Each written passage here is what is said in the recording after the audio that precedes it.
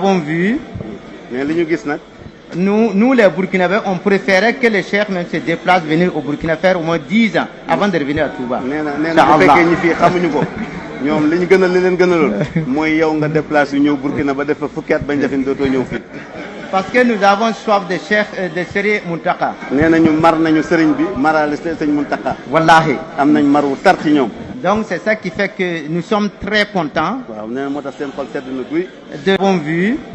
mais li ñu gis nag Nous les Burkinabés, on préférait que les cheikhs même se déplacent venir au Burkina faire au moins 10 ans avant de revenir à Touba. nee na bu fekkee ñi fii xamuñu ko ñoom li ñu gënal li leen gënaloon mooy yow nga déplacé ñëw Burkina ba def fa fukki at bañ defin dootoo ñëw fii.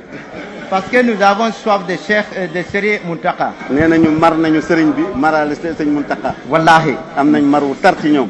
Donc c'est ça qui fait que nous sommes très contents. waaw nee na moo tax seen xol sedd na guy. De bon vu.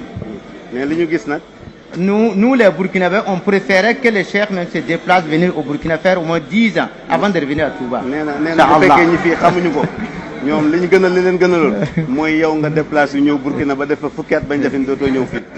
Parce que nous avons soif de cheikh de Serigne Mountakha. nee nañu mar nañu sëriñ bi maraale sëñ Mountakha. Wallahi. am nañ mar wu tar ci ñoom.